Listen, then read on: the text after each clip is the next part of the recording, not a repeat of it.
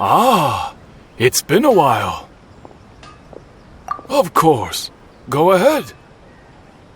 Oh, now there's a question I wasn't expecting. Very well, I'll tell you what I know once more.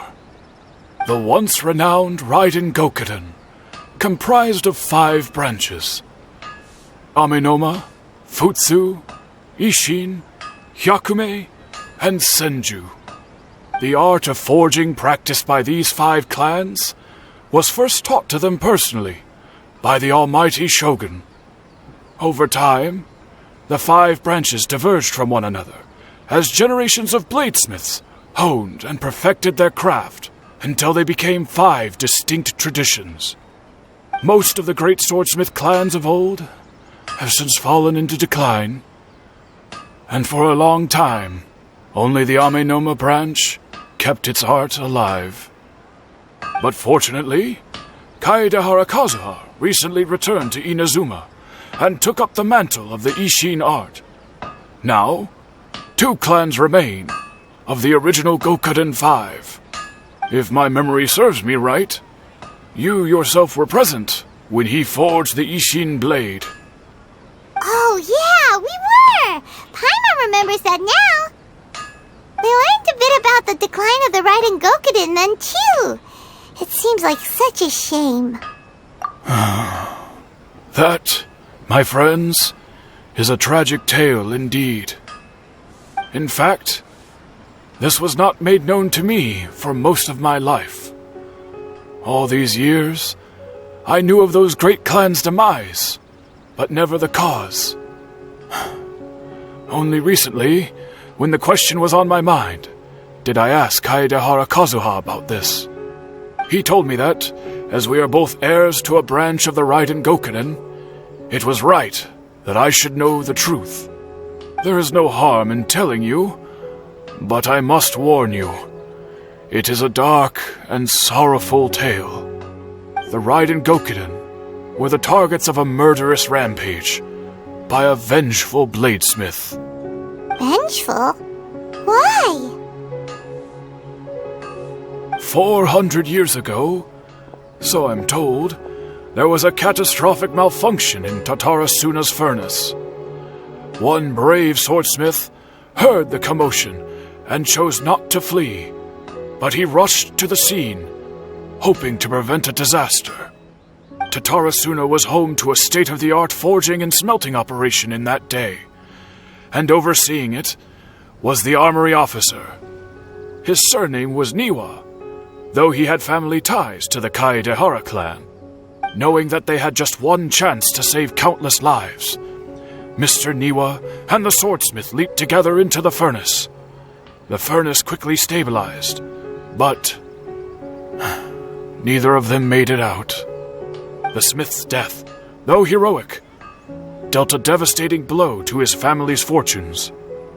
His orphan son was left to fend for himself, and grew up deeply resentful at the world. In his heart, the whole of Inazuma was culpable in his tragedy.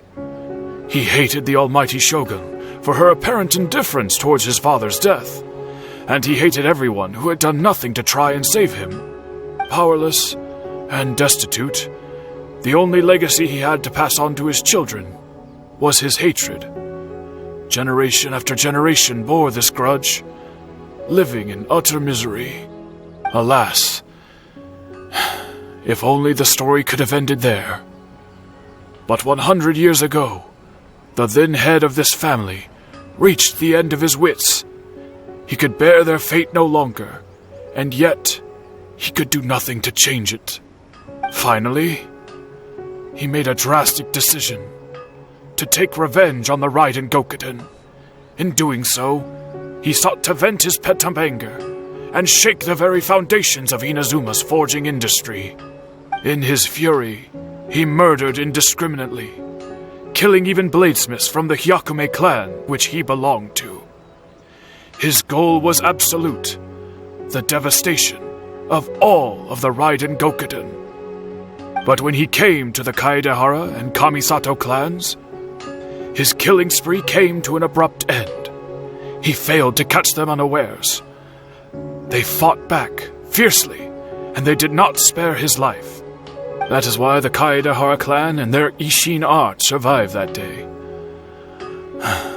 I suppose they were the lucky ones, under the dire circumstances.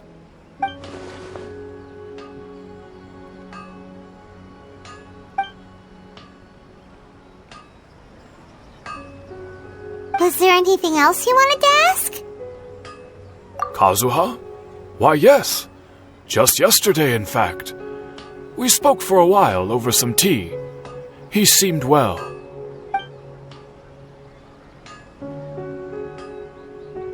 My pleasure. Don't tell Paimon. There are other places you want to visit too, right? Your expression says it all. You can't hide anything from Paimon. On to the next stop. Lead the way, traveler. Paimon will be right behind you.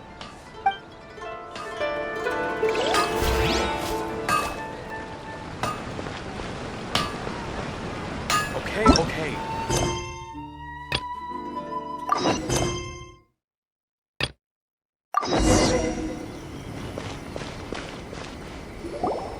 We're here! This is the Yashiro Commission's headquarters, so... Traveler! It's been a while. If you're looking for the Commissioner and Miss Kamisato, I'm afraid your timing is unfortunate. They're not here right now. Are they out on business? The Commissioner is out on business, and Miss Kamisato is standing in for some meetings in the Commissioner's place. If it's urgent, you're welcome to wait inside until they get back. What do you think? Shall we go in?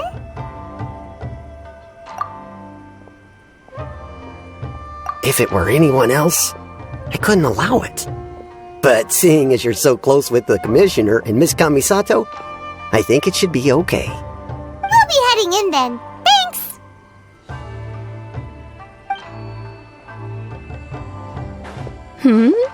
Hello, dears. Is there something... Of course, traveler. Yes, I know who you are.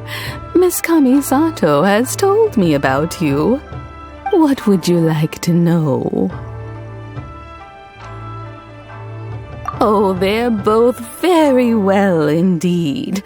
Lately, Miss Kamisato has been rather busy attending all kinds of meetings and occasionally paying visits to some local organizations on the Commissioner's behalf.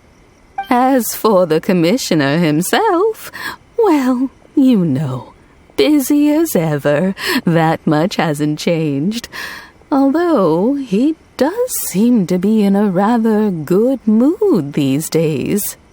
So pretty much business as usual on the Yashiro Commission, huh? Very much so.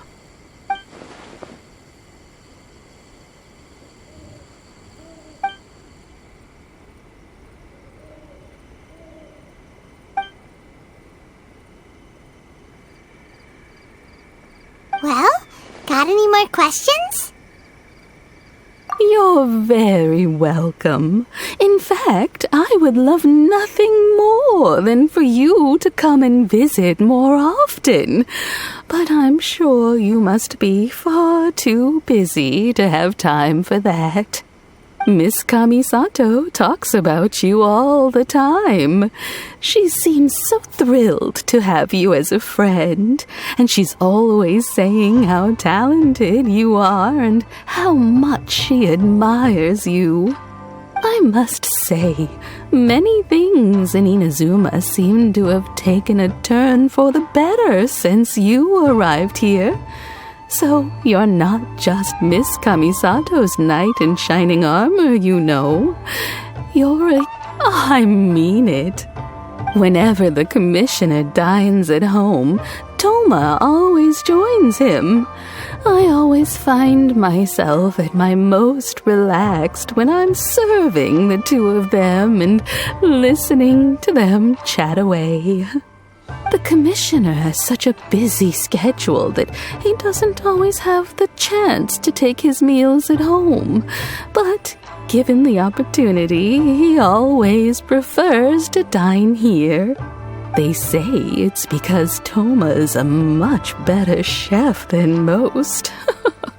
Oh, the commissioner is so fond of home comforts. They get to talking about you sometimes too, you know. Always with a very fond tone. The way one would talk about dear old friends around whom one can truly be themselves. Miss Kamisato occasionally joins them as well. Whenever the whole family gets together and they start talking about people they've met and experiences they've had, you always get a mention. It's been many years now since the late Mr. and Mrs. Kamisato passed away. Much has happened in the Kamisato clan in that time. As someone who is old and gray enough to have watched their son and daughter grow up, it makes me so happy to see them meet a dependable friend whose company they enjoy so much. So, in the future, if you ever do have the time, please know you are always very welcome at the Yashiro Commission headquarters. There will always be at least one old lady who would be delighted to have the pleasure of your company. Wonderful. Thank you. Paimon likes it here too. Also, you were saying something about the food here being really great. Paimon's itching to try it. We may just have to invite ourselves around for dinner sometime. Paimon meant we should come pay a visit again real soon. Ideally around dinner time. Of course. You're always welcome. Alright, goodbye for now. We're great. Goodbye, ma'am. Don't worry, we'll see ourselves out. All right, then. Take care now. Hope to see you soon. Oh, are you two leaving already? Yep, everything's taken care of now. Don't worry. Very well. Safe travels. Goodbye.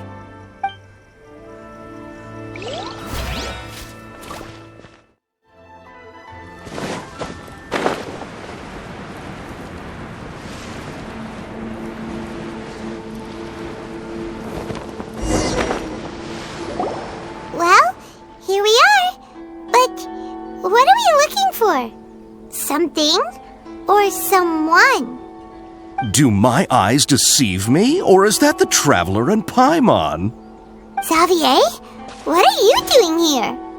I was in the general area, and now I'm in this specific area. There, that's me. So what about you two? We have some questions and thought you might be able to help. Certainly do. I've researched the furnace here in some depth. If there's anything you want to know, just ask away. Like the back of my hand. Make no mistake, I have been here a good many times before. Not only that, but I've met people in Inazuma whose families used to live in Tatarasuna years ago. They said it's all true, the history here.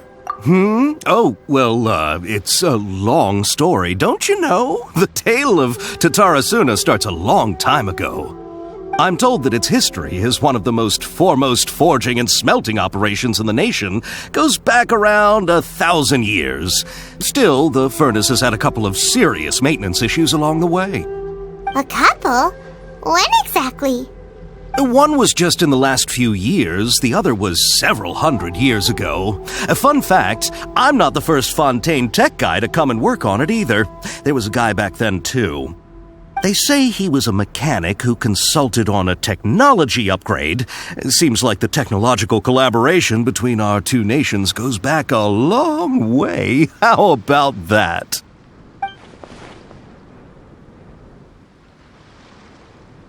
Hey, Weren't you gonna ask Xavier something about Tatarasuna? Oh, I didn't realize you two were here for a history lesson. Me neither. Paimon doesn't know what's gotten into this one today. Feels like we've been preparing for a history exam or something.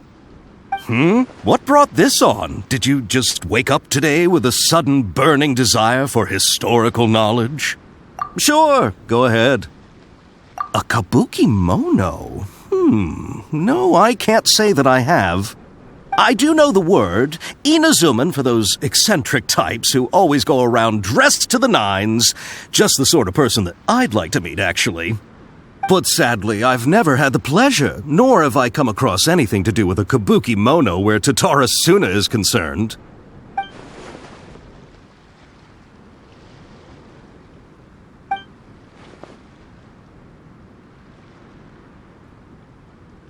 Of course! Don't mention it. Oh, we're leaving? Okay, bye, Xavier. Oh, you're most welcome. More than happy to help. Farewell. Looks like you got all the information you're looking for. Sure, but what's up with you today? Whatever it is, it seems like it's really troubling you. Keep your smile, Spinal Crocodile. No matter what happens, Paimon will always be there for you. Come on, you gotta keep it together. Why don't you grab something to eat? You can't go facing life's challenges on an empty stomach. Alright, let's head off and go meet Nahida.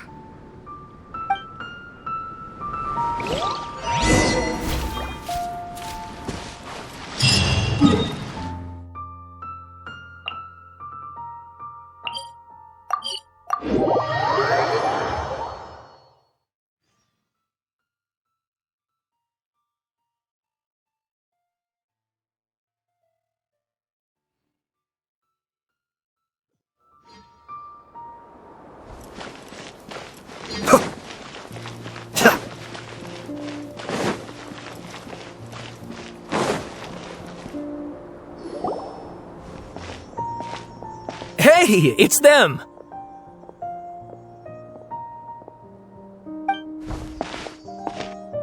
Akaba, Sawada, you're still here?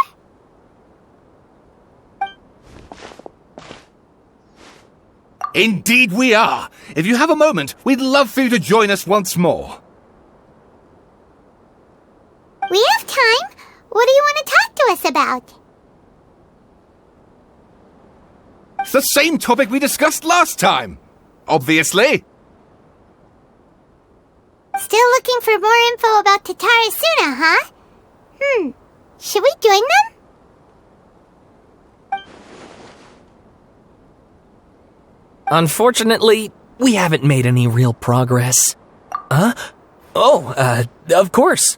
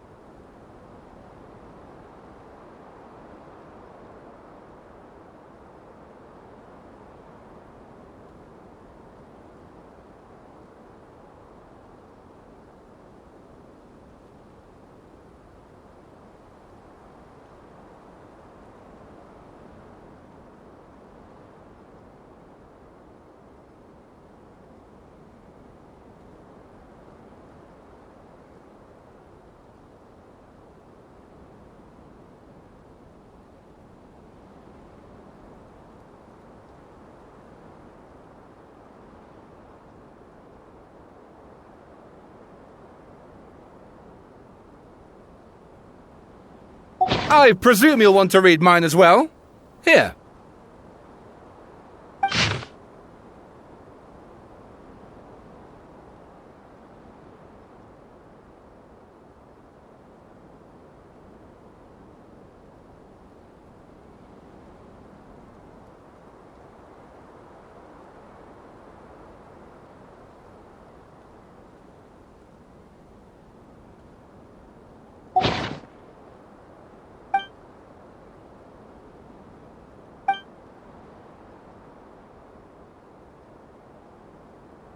Well, what do you think?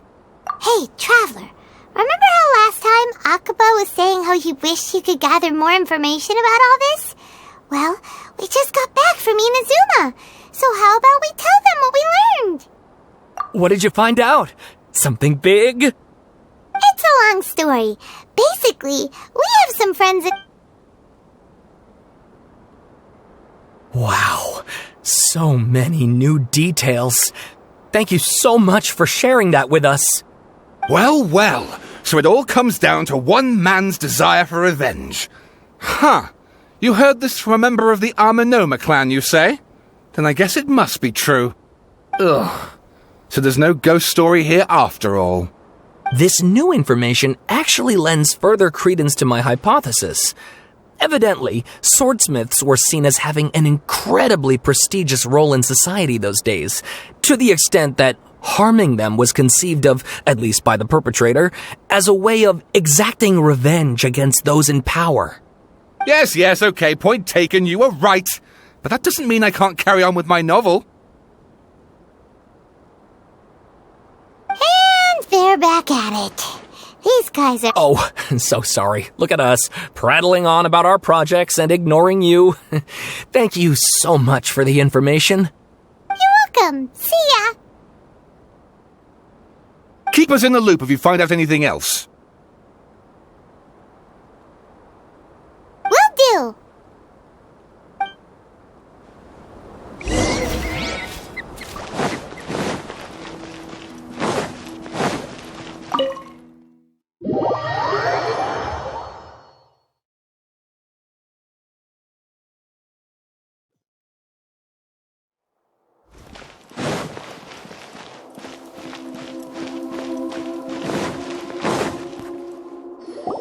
Nahida, we're here! Traveler, Paimon, how have you been? Ugh, where to start? Paimon hasn't had a moment's rest this whole time. That night, we ended up chatting and chatting until suddenly the sun was up. And then she decided she wanted to go to Inazuma. The Balladeer? This sounds like some kind of code name. You look troubled. Is there something you need to tell me?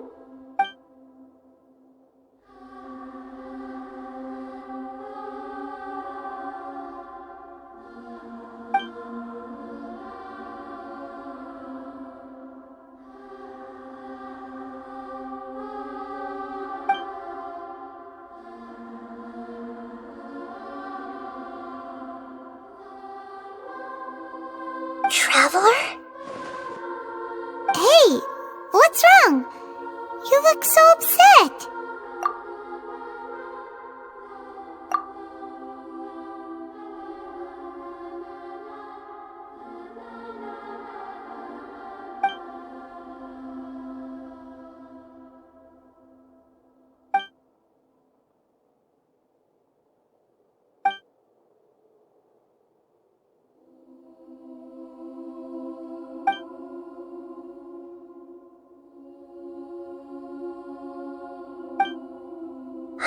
That's quite a story. So, this puppet known as the Balladeer erased himself from Irminsul, hoping that he could change the past. But how was he even able to do that?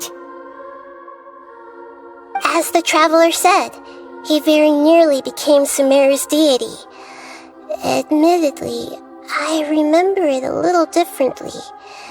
I don't recall finding anyone inside the machine after we defeated it. Nevertheless, it does make sense. If someone were to successfully erase themselves from Irminsul, the world would change to reflect the new reality. So, you believe this person really existed, and we just don't remember him because he literally changed the world? Yes. Theoretically speaking, it is possible to do this. But I'm struggling to imagine the kind of person who would dare go through with it. The traveler comes from a world beyond to that.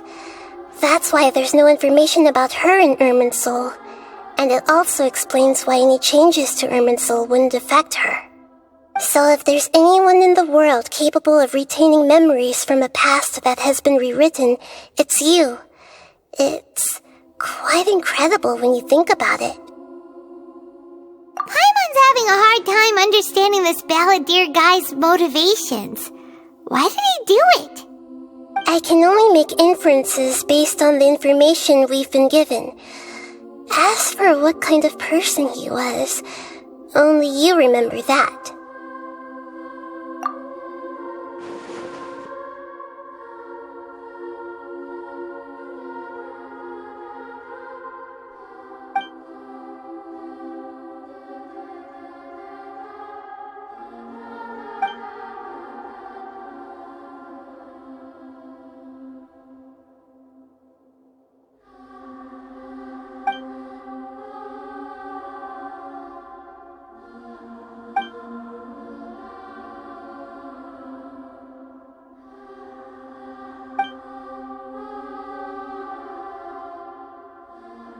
Something else worrying you?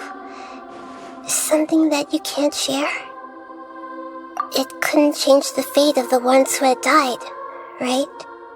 Once the balladeer realized he hadn't been betrayed after all, it must have completely changed his view of the people of Tatarasuna.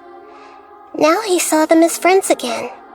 He couldn't keep hating humans after that, and if he thought there was a chance he could save his old friends, it would be hard not to try. The story makes sense, every part of it. The balladeer tried to achieve godhood with the doctor's help. He was unsuccessful, but retained the power to connect with Irminsul. That power then enabled him to change what was recorded in Irminsul and erase himself, even though he didn't have much strength left. Yeah, it does make sense, but it still ended in tragedy for his friends. It just feels so hopeless. He gave everything to do this, but it seems like he got nothing in return.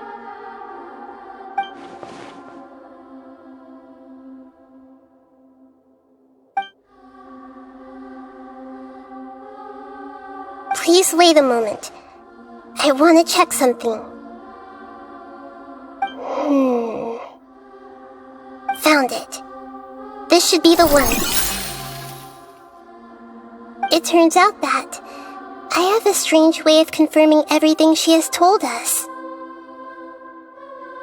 What is it? A record from a personal collection. It was tucked away in a corner. You should take a look.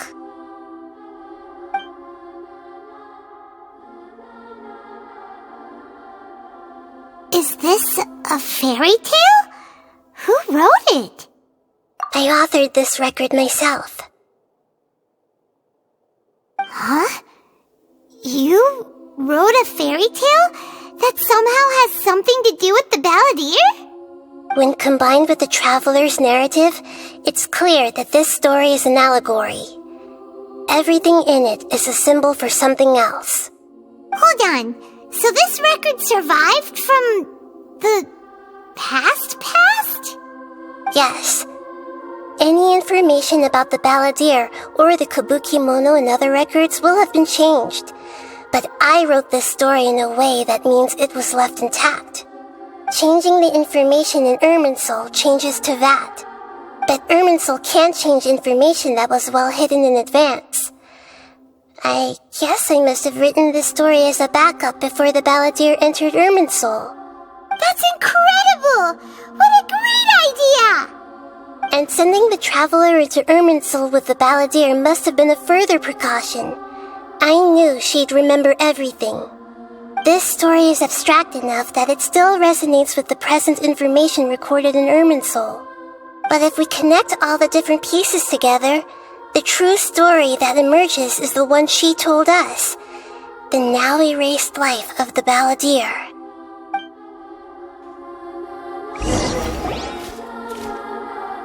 There was once a lone monster draped in fox fur. The monster found a family of foxes, joined them, and they became friends. The monster lived with the family day and night, and everyone treated it as one of their own. Once in a while, the monster would take off its fox fur at night and lament to itself as it gazed at its reflection in the water. I am a monstrosity, yet they are too foolish to see it. I pity them. But the monster soon found solace when another came to live among the foxes who was not their kin. A kitten, carved from the wood of a white tree who had been abandoned by the humans.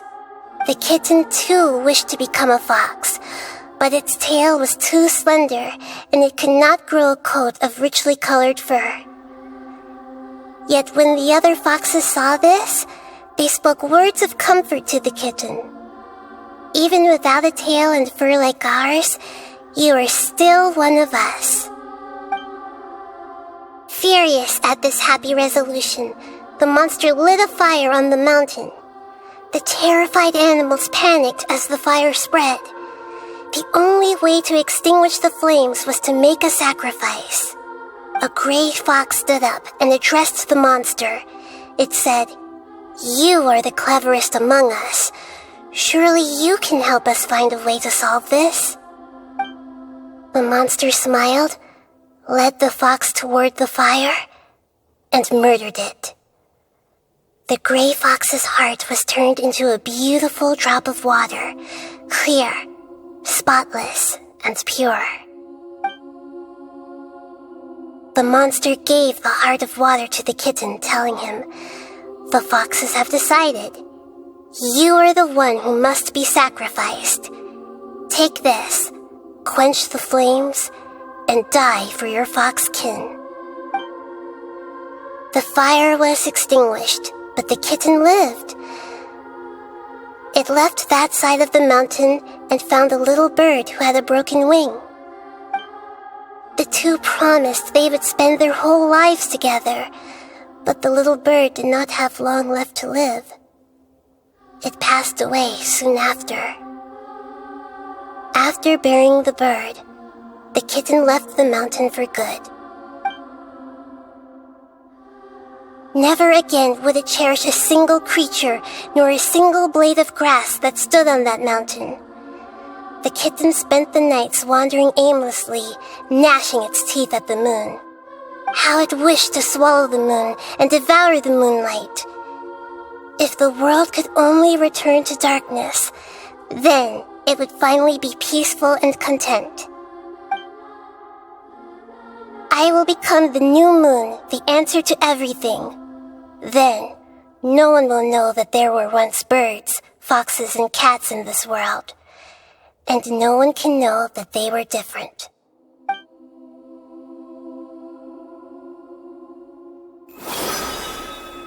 We solved it!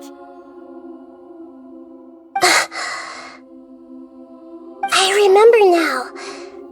This is not just the balladeer story. It is his very own memories. I made a backup so that it would be preserved no matter what happened. To become a god, he was experimented on and modified countless times. It was brutal torture, and the only reason he was able to survive is that he was a puppet. This memory was extracted from him by the scholars. Presumably, they kept it to have something to defend themselves with. Creating a deity was just the first step. Some of them wanted to be able to control it. That's why they backed up his memory for later use. I buried it deep inside one of my own dreams, and then hid it inside an allegorical story so that it wouldn't be altered. It's hard to believe that this person really existed, let alone that he tried to get rid of us on more than one occasion. Paimon has no memory of him at all. He completely vanished like a puff of smoke. The balladeer agreed to help me look for information about the descenders, and although he was unsuccessful, he still helped you. Before he vanished, he confirmed an important detail, that Conria was where your twin first came into this world. We still don't know how the change to Irminsul will affect the senior ranks of the Fatui, but in all likelihood, they won't even remember their own harbinger. It sounds like Paimon wouldn't like this guy a whole lot if he was still around. But still, Paimon doesn't like the way it all ended that much better. This is why wisdom alone cannot answer all our questions. We look, we see, and we comprehend, but the question still troubles us. So the answer is not everything. People yearn to find the truth and then conquer the troubles they face. When you give someone the truth, you give them a chance to choose their own destiny. To others looking on, this may seem like a pointless endeavor, but for him, the chance to act on his desire to disappear must have meant a lot. Never forget that even when we walk beneath dark clouds along a road filled with suffering, the light of wisdom is always there, guiding us toward a better destination. And that is what you have been doing all along. Yeah, Mihida's right. Cheer up! How about we go get something to eat? We can pick up this heavy conversation again later. Good idea. Paimon, why don't you take her out for a walk to clear her head? You got it! Come on, traveler! You need to get out of your head for a while. You'll feel much better after taking a walk. Let's go get a snack from one of the stalls in the Grand Bazaar! That'll be sure to lift our spirits. It must be really tough being the only one who remembers all that. But Paimon's always here to help cheer you up.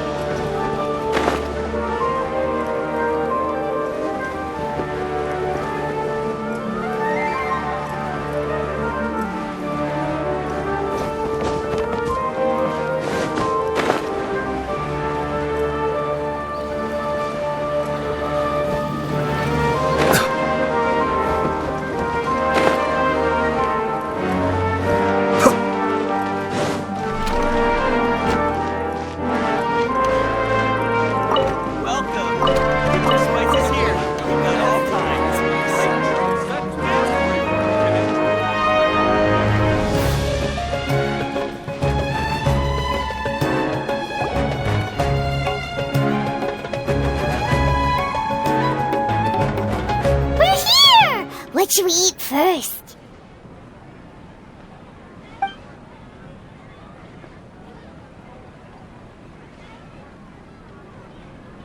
Hey, are you gonna answer or what?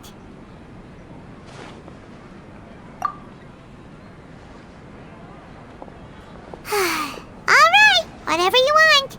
Well, Paimon will be right here when you figured stuff out. Then we can get something to eat.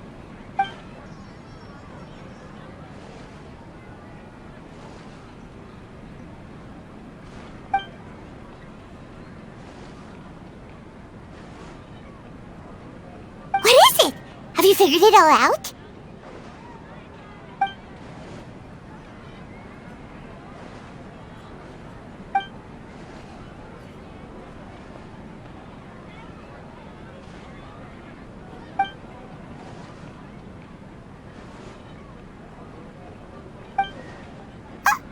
you jump up all of a sudden?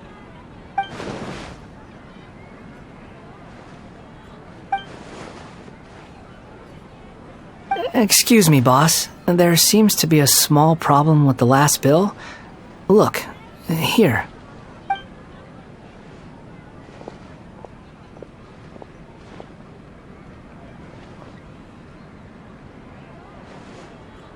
Hey! Hey, wait! You mean me? No, not you. That kid! Didn't you see? Little rascal grabbed my last 2 fresh sunsettias and ran off. Look, if you're gonna help out here, you can't keep spacing out, okay? What is it? Work's too boring for you? Or has the big city got too many distractions? I wasn't paying close enough attention. Sorry, boss. I think you're right. Maybe it's the city. It's so exciting. It can be hard to focus. Who's that guy? You know him or something? He's who? You're a strange one, kiddo. You say you don't want any money for helping out here, and then when I actually give you some work to do, you keep letting yourself get distracted. I don't want to take advantage, so I'm happy to pay you what I'd pay anyone else. But if you keep acting like this, pretty soon I won't be able to afford to. No, please. I mean it. You don't need to pay me anything. I'm just so thankful you agreed to take on an outsider like me. You're welcome, I guess. But I got bigger things to worry about. Look, we're all out of sunsettias, and I promised the lady down the street I'd deliver a fruit bowl this evening. Leave it to me. I'll find some more. Just a moment. I'll be right back. Stop. I'm gonna level with you, kiddo. I've never met a worker who said they didn't want a wage before. And at first, I got greedy. Couldn't believe my luck. But I figured you'd start asking for something in return eventually. You don't want money. You don't take days off. And in your free time, all I see you do is wander around, taking in the sights. Are you a drifter or something? That's right, I am. We can talk more about that later. First, let me get those fruits you needed. Sunsettias, was it? I'll be right back. Hey, what do we do now? Okay, stay out of sight. Don't let him see you.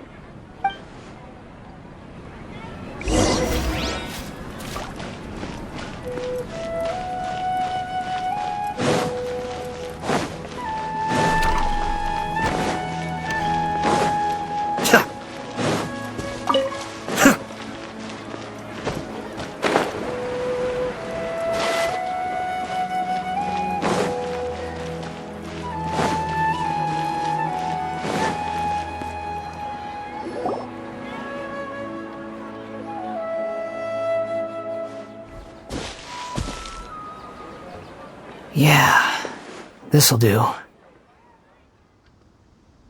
though you say he's the balladeer, what are we planning on doing? Stealing his sunsettias? Isn't that a bit too cruel? Oh, alright. This should be enough. Guess I should wash them before I take them back. Huh? You two over there. Is there something I can help you with? He spotted us! You've been following me all the way from the city. I'd have to be blind not to notice. Have we met before? No, we haven't met. But you know me? I have no recollection. Are you absolutely sure? Sorry, but I just can't take your word for it. A puppet? What makes you think that? Huh? You were right! The look on his face! I guess you do know me after all. That is not something I share with a lot of people. Look, I'm just a wanderer. But seeing as you've gone through all this trouble to track me down, I'm sure whatever it is must be important. Okay, but please let me deliver these goods to my boss first. Are you really working for that guy? He said you don't want any more for it. Is that true? Yes, I ran into him out in the wilderness during a storm, and he let me take shelter in his cart. In return, I said I'd be his helper for a while. That's oddly nice of you. Let me take these back. Then I'll come with you, okay? Then let's return to the city.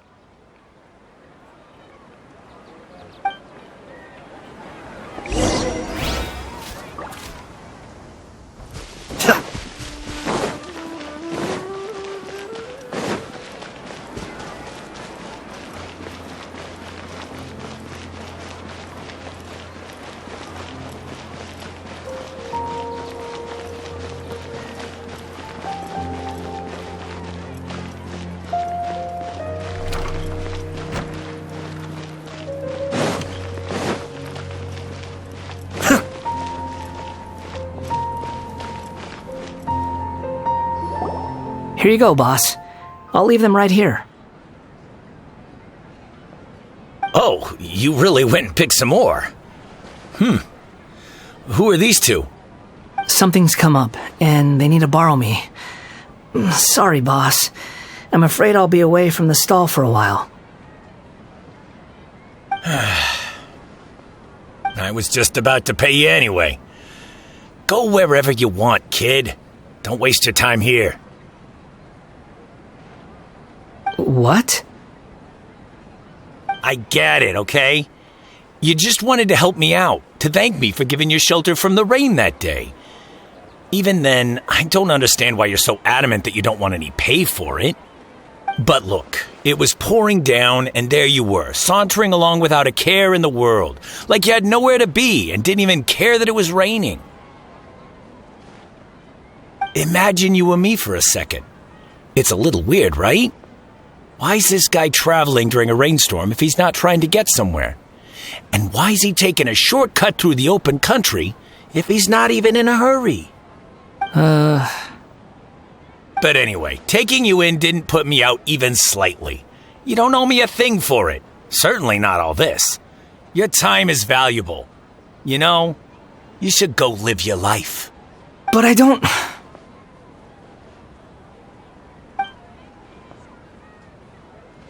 No, you're right.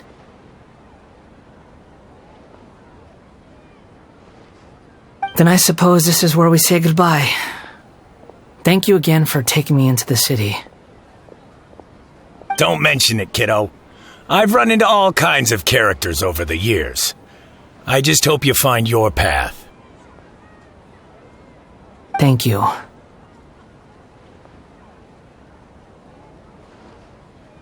All right, done.